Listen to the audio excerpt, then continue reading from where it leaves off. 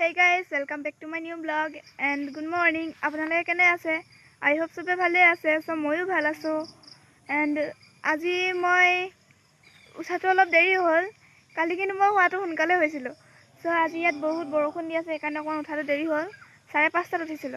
আজি তাৰ পিছত এতিয়া মই আহিছো বৰষুণ এৰাৰ পিছত আপোনালোকৰ মাজলৈ পুনৰ এটা ব্লগ লৈ পিনে।